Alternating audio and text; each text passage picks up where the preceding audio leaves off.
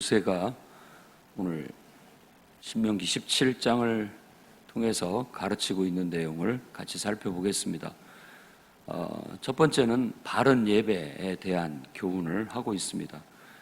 앞서 16장 끝부분에도 하나님을 위하여 쌓은 제단 곁에다 아세라 상 같은 걸 세우지 말라, 이런 말씀과 이어져서 하나님 앞에 예물을 드릴 때 흠이나 악질이 있는 것을 드리지 말아라 라고 바른 예배의 태도를 가르치고 있습니다.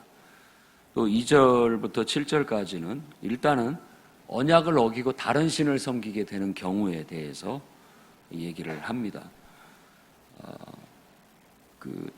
언약을 어기고 하나님만을 섬기겠다, 또 하나님을 인정하고 그분을 섬기는 삶을 사는 사람 중에 하나님을 저버리고 하나님을 섬기는 것이 아니라 다른 것을 섬기게 된다면 그건 두세 사람의 증인에 의해서 조사가 이루어져야 되고, 결국 그것이 사실로 드러나게 되면 그 증인들이 먼저 그 사람에게 손을 대고 모든 공동체가 다 함께 손을 대서 그 사람을 제거해야 된다라고 그렇게 말하고 있습니다.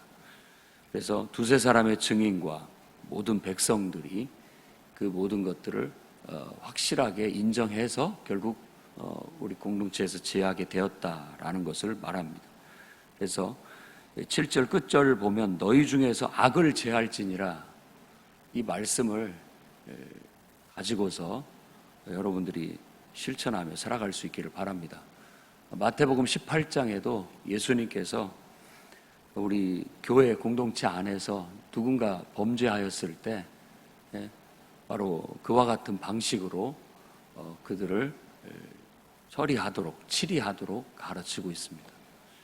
그러니까 신앙이 우선이고 또 하나님을 섬기는 것이 먼저고, 하나님의 나라와 하나님의 역사를 이루기 위해서 지도, 곧 정치가 필요합니다. 그리스 철학에서는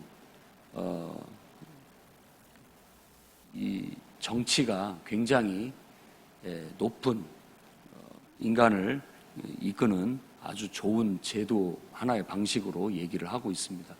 그래서 철인들, 그 철학하는 사람들이 정치를 해야 된다 해서 철인 정치를 주장을 하기도 했었죠. 그러니까 뭔가 인간이 어떻게 살고 어떻게 돼야 인간이 가장 인간답고 인간이 살아가는 세계가 가장 온전할지를 아는 사람이 이끌어야 세상이 바르게 될 수 있다라고 말하고 있는 거예요. 우리 성경에서는 하나님을 경외하는 사람, 곧 하나님을 예배하는 사람이 되어야 됩니다. 그게 우선이에요. 그래서 우리를 창조하신 그 하나님을 이해하고 알고 그분을 배워가면서 그분의 명령과 그분의 궁극적인 계획과 뜻을 이 땅에서 우리가 성취해내야 되는 겁니다. 개인적으로는 나라는 한 인간에 두신 하나님의 뜻과 계획을 내 스스로가 이루어가는 삶을 살아야 되고요. 공동체적으로도 하나님께서 궁극적으로 인간을 창조하시고 세계를 창조하고 우주를 창조하신 것에 대한 하나님의 궁극적인 뜻과 계획을 성취해 나갈 수 있도록 그 비전을 가져야 됩니다.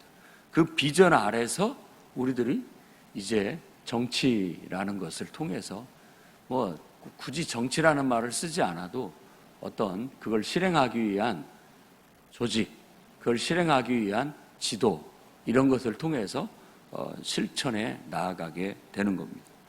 그런데 바로 하나님에 대한 바른 예배, 이것이 제대로 이루어지지 않는다면 우리는 가능성이 없어요. 그래서 반드시 그런 일이 없도록 너희 중에서 악을 제하라 라고 말합니다. 이 악이라는 것은 바로 하나님과의 단절을 말하는 겁니다. 하나님을 인정하지 않는 것, 그것이 결국은 죄가 되고 그것에 의해서 파생되는 모든 악들인 지금 이 세상에서 벌어지고 있는 모든 일들의 원인이라고 성경은 말하고 있습니다. 그래서 지금 세상은 하나님 없이 인본주의 토대 위에 또 인간의 어떤 사상을 나름대로의 교리로 삼아서 이끌어가고 있습니다. 그러니까 다 그것도 종교적인 거예요. 나름대로 그들은 어떤 교리를 선택해서 가고 있고 또 그것에 의해서 그걸 실천하기 위해서 정치를 발휘하고 있는 겁니다. 그런데 그들이 선택한 교리, 사상이 어떤 사람한테는 맞지 않아서 극단적으로 반대를 일으키죠. 그 교리의 어떤 절대성이라든지 궁극적으로 그것만이 옳으냐라는 의문은 언제든지 제기가 될 수 있는 바입니다.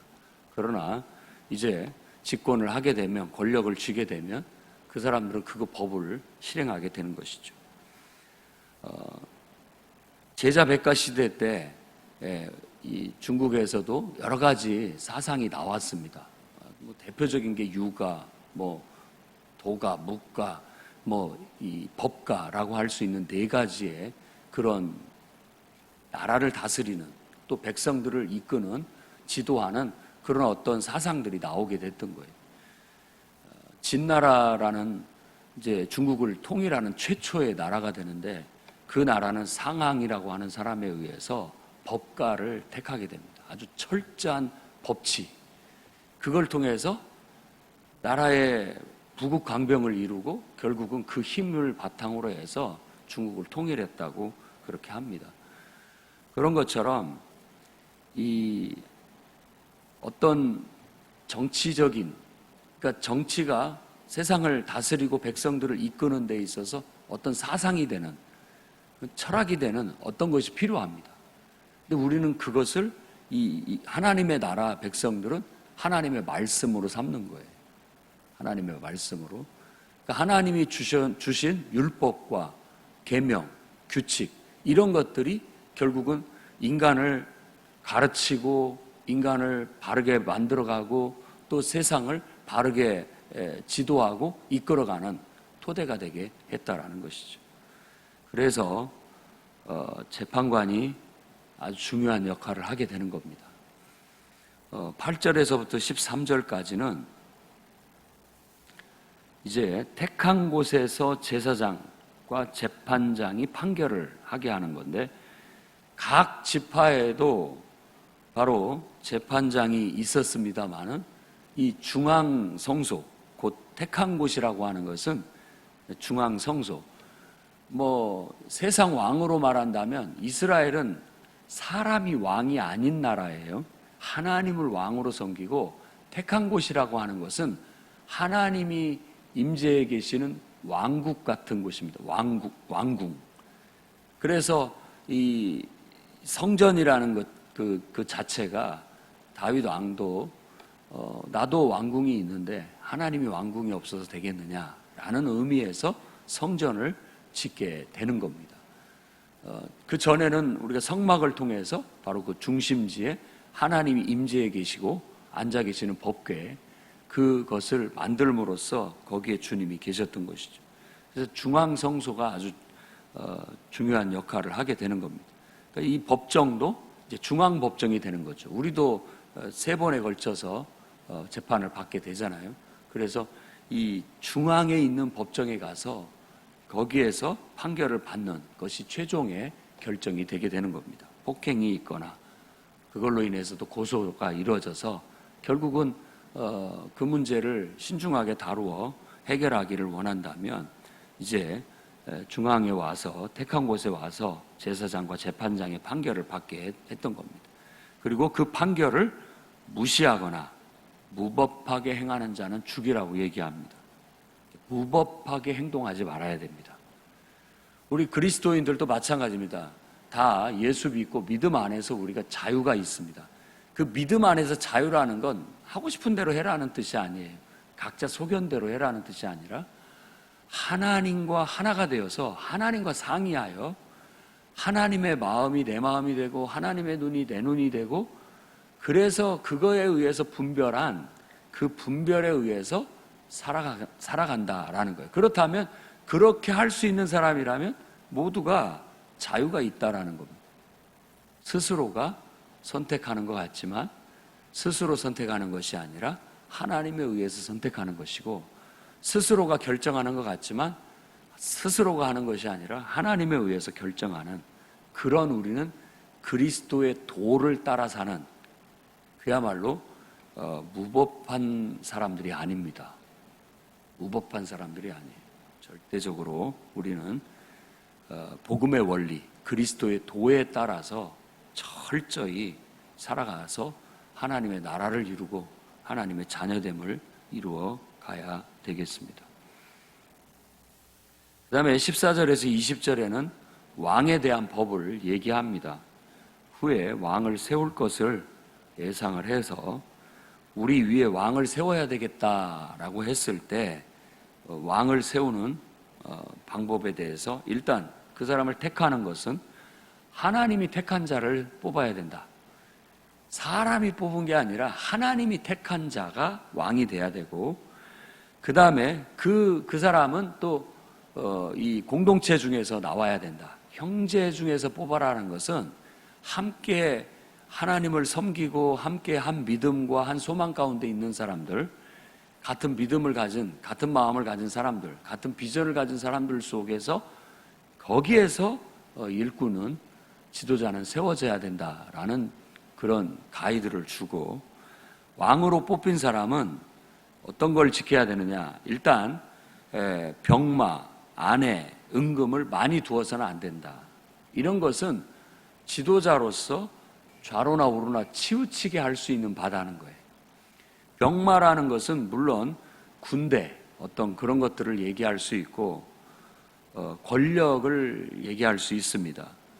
성경에서 창세기부터 쭉 얘기하고 있는 게 인간이 하나님처럼 절대 권력을 휘두르는 것에 대해서 금하고 있습니다.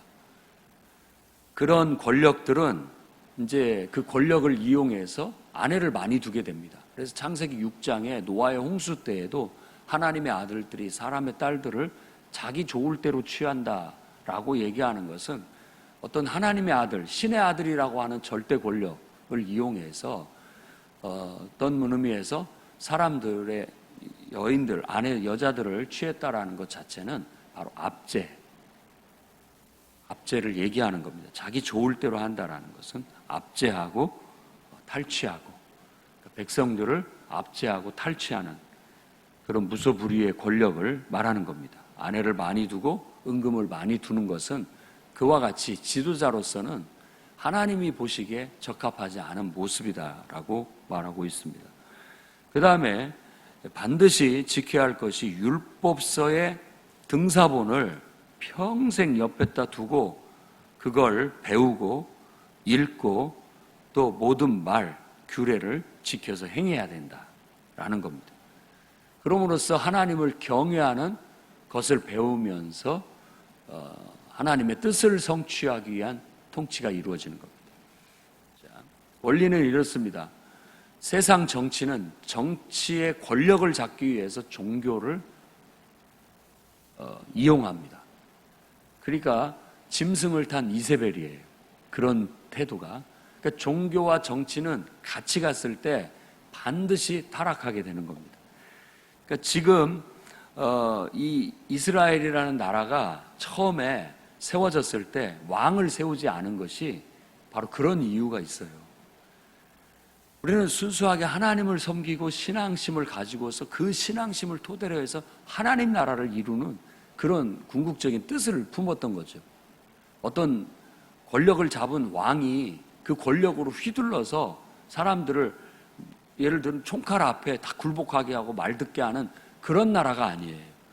하나님을 경외해서 하나님을 믿기 때문에 그분을 경외하고 그분을 사랑해서 자발적인 헌신과 봉사로 하나가 되고 이루어지는 그런 믿음의 나라, 정말 하나님의 사랑의 나라를 이루려고 했던 것이죠. 그렇기 때문에 그렇게 했던 겁니다. 근데 나중에 보니까 그런 막 총칼로 선 권력이 아니고 백성들을 통솔할 수가 없다는 걸 알고 다시 왕을 세우게 해달라고 하는 겁니다. 그것은 더 진보해 나가는 것이 아니라 퇴보한 것으로 성경이 말하고 있는 거예요. 퇴보예요. 그건 더 좋지 않은 방향으로 나아가는 것이다라고 성경이 말하고 있지만 어쩔 수 없이 미숙함에 의해서 그것들을 받아들이게 되고 그런 일들이 이루어지게 되는 것입니다. 어찌됐든 정치는 하나님을 섬기고 하나님의 역사와 뜻을 이루기 위한 수단으로 활용되어져야 되지, 정치를, 권력을 잡기 위한 수단으로 종교가 이용당하는 것은 부끄러운 일이고 수치입니다. 굉장한 수치인 거예요. 그래서 항상 우리가 정치에는 선을 긋고 정치하지 말아야 된다라고 얘기하지만 사회에 참여 안 하는 게 아닙니다. 교회는 복음의 원리에 의해서 사회 참여를 하고 정치에도 영향을 미칩니다. 그런 정도로 가야 되는 거예요. 만일 예를 들어 기독당이라고 해가지고 우리 교회가 하나의 당을 만들어서 당 활동을 한다라는 것은 어떤 의미에서도 도움이 될 것도 어느 정도 있을 수 있지만, 그러나 궁극적으로 본다면 그건 저는 바람직하지 않다고 생각을 합니다. 성경적으로 그렇게 정치를 통해서 하나님의 나라를 이루는 게 아니고 뜻을 이루는 게 아니에요. 다만 기독교의 어떤 입장을 대변하고 하는 것은 좋은 어떤 효과를 발휘할 수 있지만, 그거로 인해서 정치적인 논리로 가면 정치 세계는 논리가 있습니다. 그 논리로 가면 반드시 정치적인 보복을 받습니다. 그건 어쩔 수 없는 거예요. 그래서 정치하다가 정말 인생 망치고 아주 처참하게 가라앉는 사람들이 나오게 되는 거예요. 옛날에는 다 죽었죠. 다 죽었죠. 정적들은 전부 다 죽었습니다. 지금도 무소불위의 권력을 가지고 독재를 하는 나라에서는 정적들은 쥐도 새도 모르게 다 죽습니다. 다 죽어요. 정치가 아주 패가망신을 하고 삼족이 멸할 수 있는 그런 무시무시한 일들이라는 걸 알아야 됩니다. 우리는 그런 인간적인 방법과 힘과 칼과 총을 앞세워서 세상을 변혁시키려고 하지 않습니다. 오히려 우리는 조용히 정말 우리를 창조하신 창조주 하나님을 깨닫고 그분을 알아가고 그분을 배워가고 그분을 통해서 우리가 살아가는 법을 배우고 그분을 경외하고 그분을 통해서 내가 능력을 발휘하고 하나님의 역사를 이뤄나가는 조용한 어떤 한 사람 한 사람의 변화를 통해서 세상을 변혁시켜 나가게 되는 겁니다. 그렇다 보면 사실 우리가 세상에서 말하는 그런 무소불위의 권력을 가진 그런 왕은 필요치 않습니다. 필요치 않아요. 나중에 아나키즘이라고 해서 무정부주의자들이 나온 거거든요. 이게 작은 정부, 너무 큰 권력을 가진 그래서 백성들을 통치하는 정부는 필요 없다. 차라리 국민들이 정말 법을 놓고 언약 안에서 각자가 실천해 나가게 된다면 그런 정부가 필요 없지 않느냐. 악한 정부, 정권은 필요 없다라고 얘기하는 게 아나키즘이에요.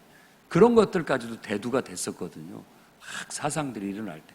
이게 다양한 인간을 인간답게 만들고 세상을 바르게 세우는 정치, 철학, 사상은 지금도 세상에 깔려 있습니다. 근데 그 중에 어떤 주류, 세상을 이끄는 주된 어떤 사상의 흐름이 있어요. 그것을 대부분 취하게 되는 겁니다. 그것에 의해서 세상을 끌어가는 거예요.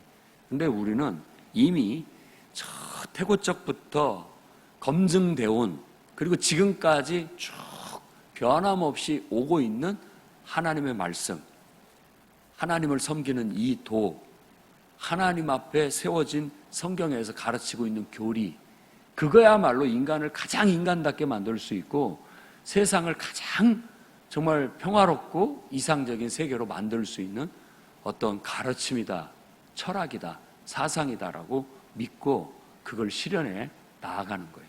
그것을 위한 필요한 정도의 지도력이 필요할 뿐입니다. 그래서 이제 모세는 나와 같은 선지자 하나님께서 이렇게 세울 것이다. 그들을 통해서도 이를 지도할 것이다 라고 얘기하고 있고, 또 제사장 제도를 세워서 그들이 늘 변함없이 백성들을 말씀을 가르치고 신앙을 가르치고 하나님 경외하는 법을 가르치고 그들을 이끌 수 있게 했던 겁니다. 왕이 될지라도 그 사람은 그냥 자기 마음대로 나라를 다스리고 자기 생각에 옳은 대로 통치하는 것이 아니라 반드시 하나님의 율법서, 요즘은 법치국가니까 헌법, 그걸 놓고 그것에 준해서 나라를 다스리고 이끌어야 된다라는 것처럼 반드시 율법서를 둬야 됩니다. 이 신명기라는 이름이 붙은 것도 바로 율법서의 등사본이라고 하는 이 등사본, 듀테로노미라고 하는 그 말이 거기서 나온 겁니다. 복사본, 반복했다라는 의미를 갖고 있는 그런 것을 가지고 말하는 것이죠. 옛날에는 인쇄술이 없었기 때문에 다 그걸 서기관들이 펜으로 전부 적어서 그것들을 보급하게 됐고, 왕은 그걸 늘 두고 그걸 배우고 읽고 모든 말과 규례를 지켜서 행하는, 그러니까 하나님의 뜻을 실천하는 지도자가 필요한 거예요. 나라에는 그런 지도자가 필요한 겁니다. 그래서 다시 한번 우리가 세상 정치, 사법, 어떤 것이 가장 이상적이고 인간들의 삶을 공의롭고 정의롭게 바르게 세워서 질서가 있고 평화가 있고 모두가 다 인간답게 살 수 있는 정말 아름다운 젖과 꿀이 흐르는 아름답고 광활한 그런 공동체를 이룰 것인가 우리가 생각해 봐야 됩니다. 우리 성도들과 교회는 너무 큰 틀에서 국가를 다 내다볼 수는 없지만 개인이 또 우리가 이룬 공동체 안에서 이와 같은 철학과 사상과 이념들을 실천해 나갈 수 있도록 힘써야 되겠습니다. 작은 것에 충성을 해야 큰 것도 할 수 있는 거예요. 근데 우리가 내 가정 돌보는 일, 또 교회 공동체 안에서 서로 화합하고 협력을 이루어 하나님의 역사를 이루어가는 일도 제대로 하지 못하면서 어떻게 더 국가라는 더 큰 사회를 이끌어갈 수 있고 통치할 수 있고 또 그거에 대해서 비판할 수 있고 훈수를 둘 수 있겠습니까? 내 가정부터 잘 정치하고 우리가 섬기는 교회 공동체 안에서 잘 지도하고 이것들부터 제대로 이루어내면서 이렇게 해야 됩니다 라고 말할 수 있는 거 아니겠습니까?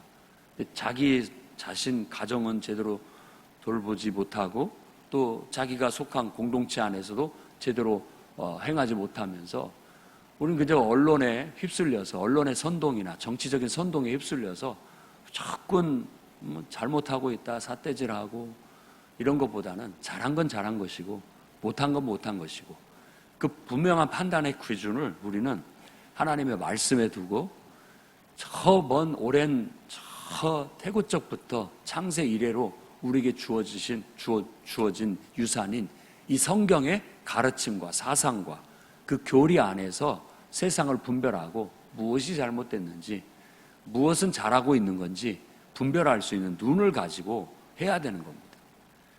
대부분의 사람들은 특히 인터넷에 댓글 대는 사람들은 다 한번 조사해 봐야 돼요. 그렇게 말하는 사람은 잘하고 있는지.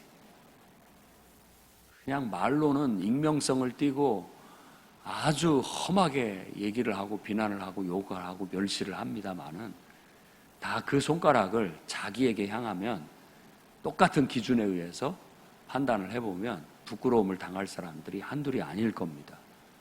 그래서 죄 없는 자가 먼저 돌로 치라 라고 주님이 말씀하신 그 말 앞에 우리는 겸손해져야 되겠고 항상 정말 세상을 분별하면서 나만큼은 똑바로 살자, 나만큼은 제대로 된 인간이 되자, 하나님 보시기에 나만큼은 정직히 행하자, 나만큼은 내게 맡겨진 일에 최선을 다하고 거기에서 바르게 지도를 하자라는 그런 결심을 하고 그런 교훈을 얻는 그런 여러분과 제가 되기를 주의 이름으로 축원합니다. 기도하겠습니다.